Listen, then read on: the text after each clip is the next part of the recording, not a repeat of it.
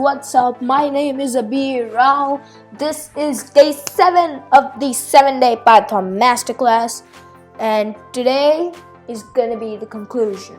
Okay, today you learn everything that you need to know. Okay, for beginner at least. So, last class we left off at this practice problem right here. You can read it if you want. So the answer to that is we make a list with all these items, and then in the last video I showed you ranges and for loops. We just used them, okay? So those were the items in our list. So we do for I in range of 1 to 11. Remember, ranges are non-inclusive of the last number. So it will go up to 11 but not include 11. Okay? So for x and I in range 1 to 11, we do print I, and we make another for loop inside of this for loop. You can do that. For x in my list, print x. Now if we were to run our code, see 1 hello world 1 my name is 10, 2 hello world 1 my name is 10. So this, the part which I've highlighted, this is in our list, okay? And this 1 and this 2 and this 3, those are coming from the range that we have. Okay, let me just clear my terminal screen. Make it bigger. Okay, so now we have inputs. So inputs, they take values from the user with a question. It could be anything, okay? And then you store them in a variable, and then you use the variable for different things, okay? That's basically like asking a question from a person, like, hey, what's your name? And then they reply with their name. Let's say their name is Adam. So in your mind, you store it as this person named Adam, okay? Inputs are basically questions that you ask. So the syntax for it is the name of the variable, input, parentheses, what is your name? Let me show you. So we do name, input, what is your name? Now if we were to print out name, see here, it asked me what is your name, Abeer, and then it prints out Abeer. Okay, those are inputs. You can do anything with them. Let me show you another example. What is the first number? So it's basically adding two numbers, okay? We do num1, we do num2, and I'll just copy this. What is the second number? And then we store the sum in a variable. And let's make it answer. Answer is num1 plus num2. And just to be extra sure, you can convert it into an integer right here. Make it an int type so that you know that you're getting an integer, okay? Let's do the same for this integer num2. And let's print out their answer. Okay, if we run this, what is the first number? We do 5 plus the second number 5, it prints out their sum, which is 10. So 5 plus 5 is 10. So those are inputs. Now, functions.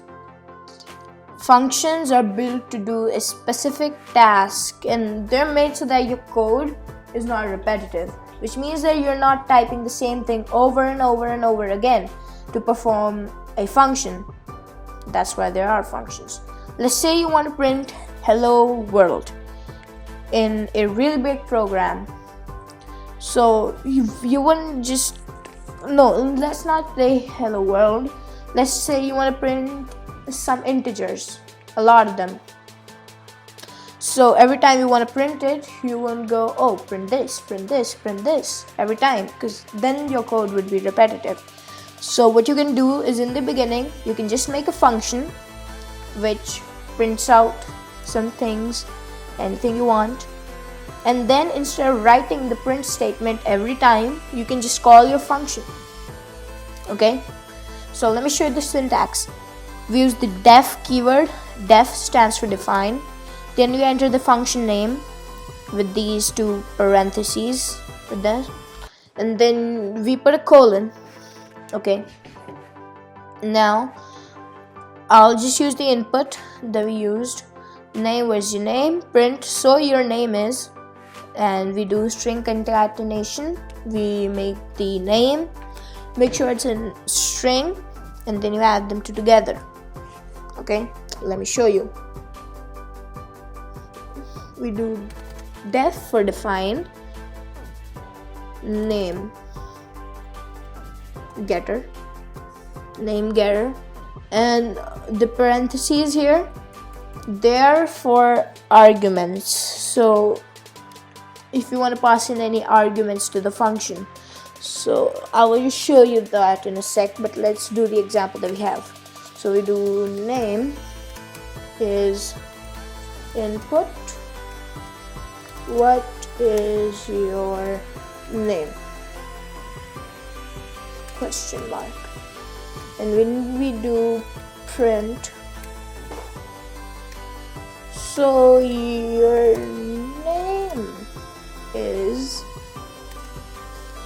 and then we do plus str name. Okay, and just writing down the function won't do anything. To actually make the function do its thing, you need to call it, and we just do it by typing name getter, the name of the function, followed by parentheses. So if I save this file and I run it, what's your name? Abeer. So your name is Abeer. Okay, we should just do a space here, and that'll give the same result. So about the arguments that I was talking, let's say you want to have num1 and num2. So these variables that we passed into here, these are the arguments. Okay, so name getter, let's just add another functionality. We print num1 plus num2, and make sure that if you try to access these variables we have right here, num1 and num2, outside of this function, which means anything that is not indented and is inside this function, they cannot access these variables, num2 and num1. So this is what you call a local scope. Local scope basically means that the variables which you assign inside of a function can only be accessed inside of that. They cannot be accessed from anyone outside of the function. And same thing we have with global scope. Global scope means anything or any variable you assign which is not in a function, it can be accessed by anyone in the whole code, including a function. So let me just show you this example that we have, num1 and num2. And now instead of just putting these parentheses in there when you are calling the function, you need to actually pass in something as num1 and num2. if I do, oh, let me just print that out. Print num1 and num2. If I do 3 and 3, if you pass those in, they will switch places in the function. So num1 will assign 3 and num2 will be assigned 3. Then it will be print num1 plus num2, 3 plus 3, 6. Okay, so where's the name? Abeer. So your name is Abeer, and then here it prints out 6. It was this line right over here. You can pass in anything that you want here, okay? And if your function doesn't take in any arguments, let's say it's like this, okay? Then this will raise an error.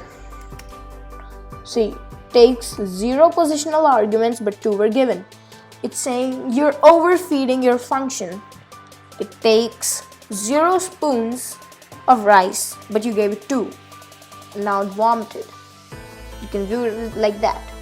And same thing is if you don't give your function any arguments while calling it. Okay? Now if I run this, it will still give us an error, but it will be a different kind of error. Okay? It is missing 2 required positional arguments. That means that your function is hungry. It needs some food. It needs 2 spoons of rice, but you gave it none. Now it's fallen sick. Okay? Those are the variables or the positional arguments you pass into functions. Okay, so that is going to be it for this video. Now next day I have a test planned for you guys to see how far you have come in your Python career, and that will be the test. Will have like everything that we learned, like all the way from the start. Okay, boom, comparisons, variable swapping. No, it won't include variable swapping. See, dictionaries, and let's see, list. It can contain anything. Okay, I'm not gonna say what it contains, but just know, be prepared. Watch the videos over again if you need to, because next day you're gonna be taking a test, and no cheating allowed in this test. Okay, so hope you guys enjoyed this video, and I'll see you on test day.